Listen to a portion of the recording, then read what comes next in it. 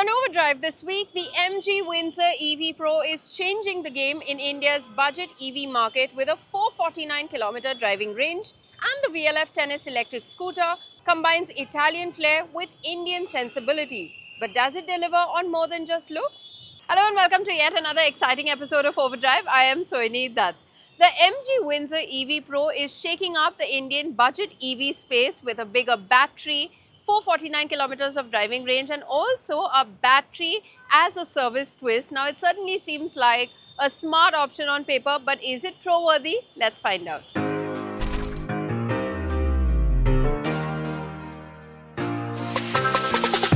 MG's Windsor has quietly disrupted the affordable EV scene in India. No grand arrival, no fireworks, just a smart little coupe from inside out. Think Netflix sleeper hit with a modest trailer and a 100% Rotten Tomatoes score.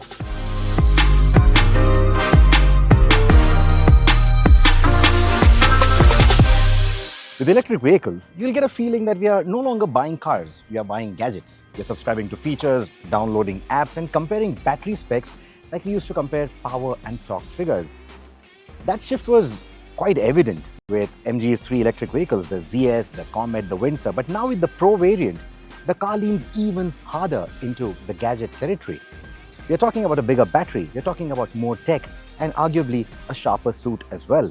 This is MG doubling down on their successful formula. With the Pro variant, MG isn't rewriting the story, it's just adding premium touches, a bigger battery, and a tech-forward polish. But is that enough to earn it the Pro badge? Let's find out. MG's so-called Aero Glide design remains largely unchanged, and frankly, that's not a bad thing. It's clean, smart, and confident without needing to wear fake muscles like some of its SUV-shaped competitors. And clearly, buyers aren't complaining. There are three new shades to choose from. There is a silver, a blue, and this red. All of them look sharp, but this red in particular, it has that premium Chinese EV meets European minimalism kind of vibes. I think they all look great. There are a few chrome touches, but no fake sense of sportiness. This is just a Windsor that's quite literally dressed for the occasion.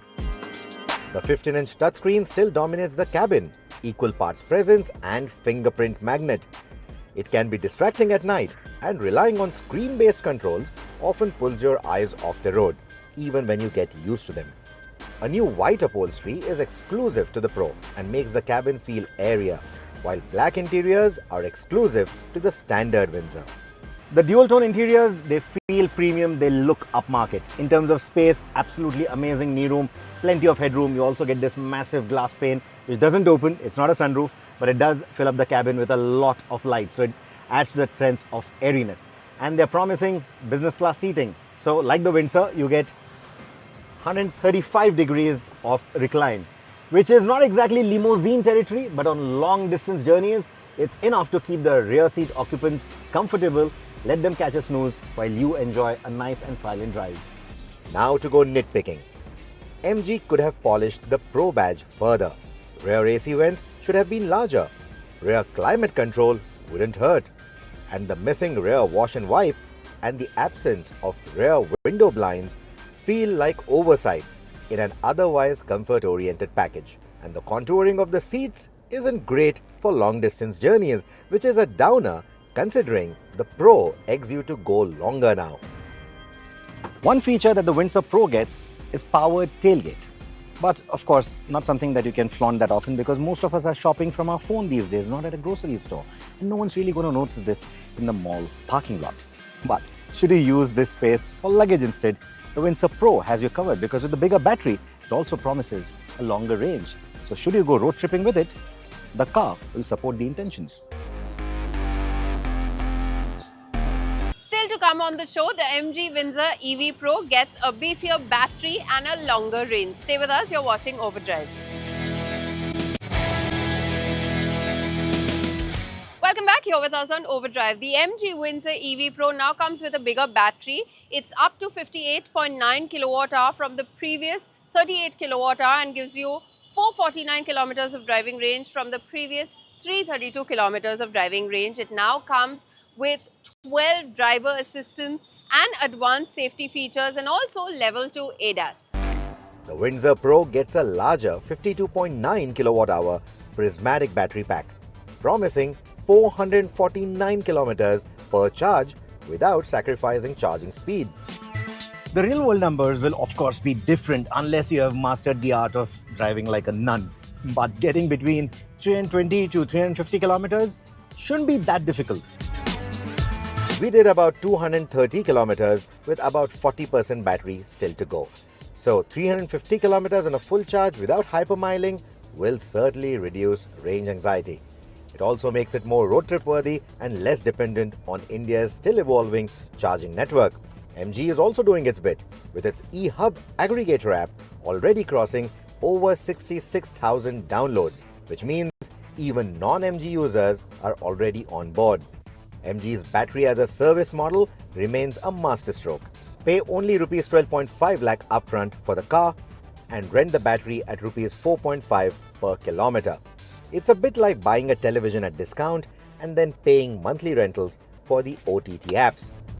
The battery as a service, that model has its own pros and cons, but it addresses one very important issue, and that is the upfront price anxiety that has stifled EV adoption in the past.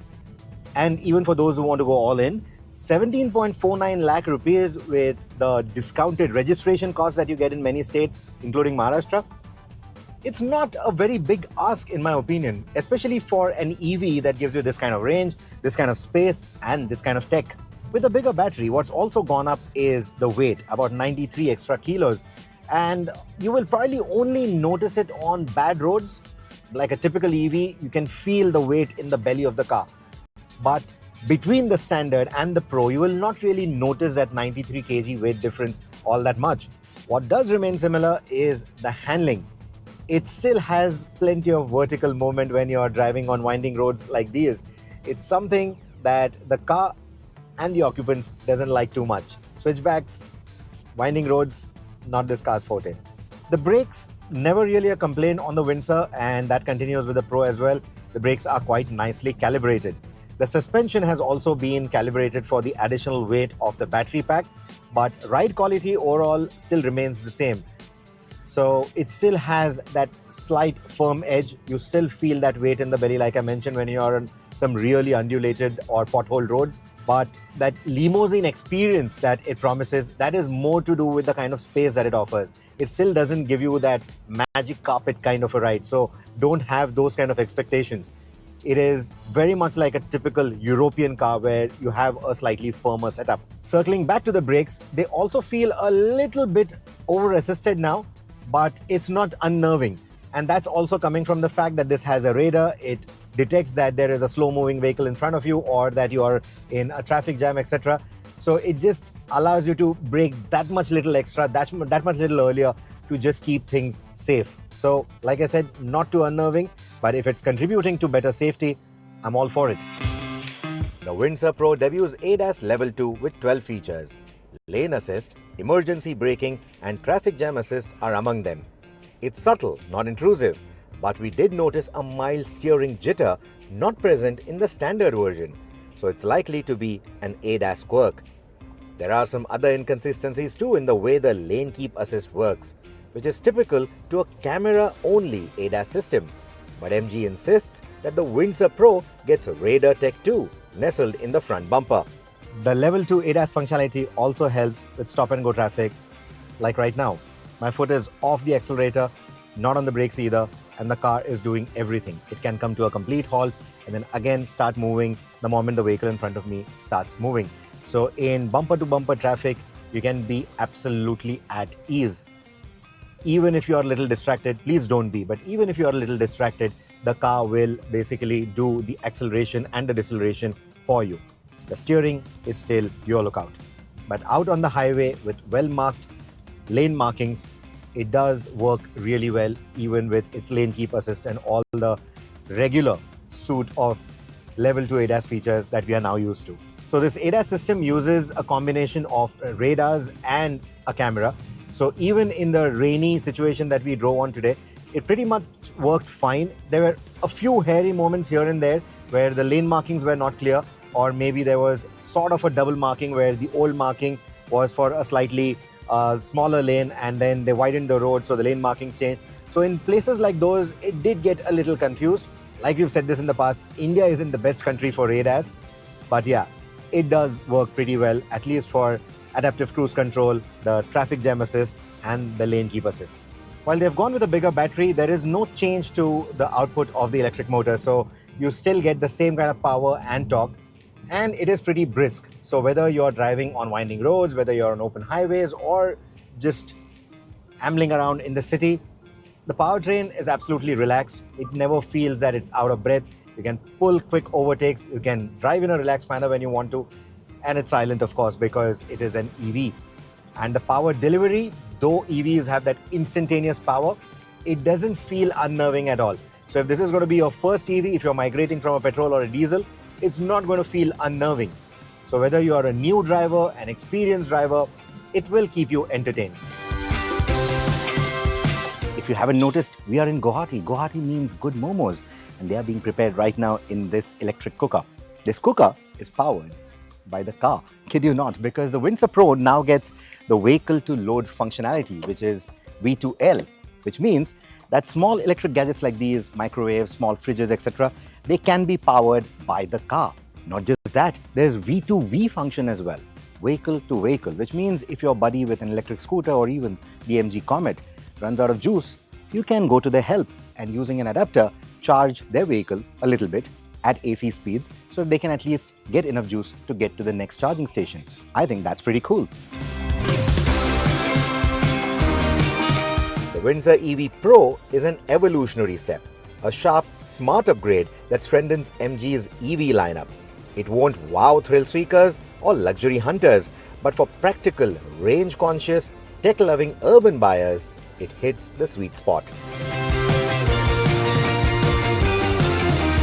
And if you feel like playing the local hero, just make sure your vehicle's already juiced up. So when you go for that party and the power runs out, you can simply plug in the speakers and the electric cookware to your car and keep the party going. In my opinion, that is pro. Well, it's time to head into our final commercial break here on the show, but don't go anywhere because on the other side, we'll tell you all about the VLF Tennis Electric Scooter.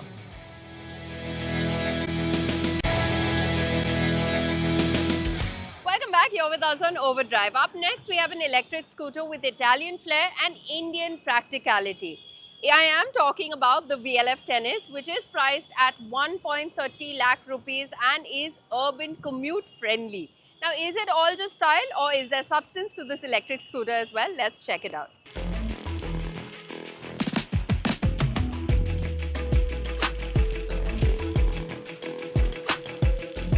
In a market brimming with serious-looking electric scooters that try to outdo each other on spreadsheets, the VLF Tennis arrives with a swagger that says, "Ciao Bella." It doesn't shout horsepower figures or battery chemistry in your ear. Instead, it flashes a dual-tone paint job, puts on its designer shades and casually sips on an espresso while an Activa revs and honks impatiently next to it. This isn't your typical EV launch story involving some wannabe startup. This is Velocifero. It comes from the house of Alessandro Tartarini, the same house that gave us Italjet and some other eccentric scooters. And truth be told, despite all that Italian flair, it is assembled far from Bologna in Kolhapur, Maharashtra, thanks to the tie-up by KAW Veloce Motors. A little bit of style from Milan and a little bit of masala from Maharashtra. So what is the VLF Tennis? Is it a fashion-forward scooter for the Gen Z? Or is it a low-key Vespa alternative with a charging cable? Or is it simply a scooter trying to bring the Italian flair to the electric revolution in India without having to break the bank or the back? We lived with one for a few days to find out, and here's what we think. At first glance, the VLF Tennis doesn't scream electric scooter. There is a whiff of retro inspiration, reminiscent of classic European scooters, but filtered through a minimalist, almost anime-style lens. From its stubby boot to its oversized headlamp cluster with dual DRLs, it feels like something a Milanese graphic designer might ride to a rooftop cafe. Sketchpad in tow. But look closer and you'll find it isn't just posing for the Instagram. The proportions for Indian roads are surprisingly well judged, however the rear seat could have been bigger for more pillion comfort, of course. It's compact without feeling toy-like, and use of textured panels and muted metallic colors lends a sense of premium without the Vespa price tag. If you know, you know. The fit and finish isn't flawless. There are some plastic bits, even this metal grab rail, that feels more bicolor than Bologna, but nothing that really ruins the aesthetic all that much. And for a scooter that's assembled in Kolhapur, it flaunts its Italian passport quite well. The LED lights are tastefully done, and the flush-fit tail lamp almost gives off Apple MacBook kind of energy. Sleek, no nonsense, and quietly confident. It's clear that form was given equal footing with function here, even if the function had to make the occasional compromise. We'll get to that in a bit. When you swing your leg over the scooter, the first thing that you will notice, apart from the feather weight, is how easy and accessible it is. With a seat height of just 780 millimeters and a weight of 88 kilos, moving the scooter around is an absolute breeze. Someone who is a short rider, maybe for the older generation, maybe for the fairer sex, this is going to be absolutely appealing. I think this is going to be its biggest talking point, how light and easy it feels. It's a dream for shorter riders and first-time EV converts who have only ever flirted with the idea of leaving their petrol-powered comfort zones. In traffic, it's sublime. The lightweight chassis and the 12-inch wheels make for quick directional changes. Think Fruit Ninja, not MotoGP. Threading through rickshaw gaps and dodging unpredictable lane shifters becomes second nature. The telescopic fork up front and the monoshock at the rear do their best to absorb daily urban punishment, though they are definitely tuned for comfort, not corner carving. Come to the faster roads, however, and the Tennis starts showing its shortcoming. The top speed is capped at about 65 kilometers an hour, which will make you wish that the green light just stays on for a little bit longer because you're mostly going to miss it. There are 3 riding modes, Eco, Comfort and Sport, but with very little variation. What really changes is the top speed. That 65 kmph cap is what you get in the Sport mode. Go into Eco or Comfort and that goes even lower. So none of the modes really turn this scooter into a sprinter, which may seem odd for an EV that usually promises neck-twisting acceleration. But many will appreciate the linearity with which the Tennis offers its power delivery. Think of it more as a city slicker than an extra urban runabout. That said, the braking is solid. Dual discs front and rear provide confident stopping power, and the scooter feels well balanced even under hard braking, though the lever feel could use a touch more feedback. The VLF Tennis isn't trying to win stoplight drag races. It's refreshingly honest about that. Powered by a humble 1.5 kilowatt hub motor, the acceleration is best described as confident, but never in a rush. If you want something sportier, wait till KAW brings the VLF Mobster, which has the DNA of the dragster and a 4 kilowatt motor. As for the Tennis, in sport mode, it'll scoot away from a standstill with a bit of zest. Enough to beat the odd splendor of the line, but not enough to make your helmet visor pop open. Where the motor truly shines is with the consistency or linearity of its power delivery. No jerky response, no odd behavior, and that's something that a lot of people will appreciate in bumper-to-bumper madness or when they are treading through all these delivery boys who are trying to outbrake themselves. Velocifero claims a range of 130 kilometers on a full charge from the 2.5 kilowatt-hour battery. Realistically, with a mix of sport and comfort modes, we got about 110 kilometers in typical city conditions, which is not bad at all. That's still good enough if you ask me, especially considering the 3-hour charging time using its 720-watt home charger. And if you don't have a secure parking spot or if you're parking on the road, no problem at all because the battery is removable, which means you can introduce it to the luxuries of your home, provided you have enough bicep strength and a big plug point next to your microwave. One caveat, the motor whine is quite noticeable, especially in silent lanes, if you find those in India. Not annoying, but definitely present.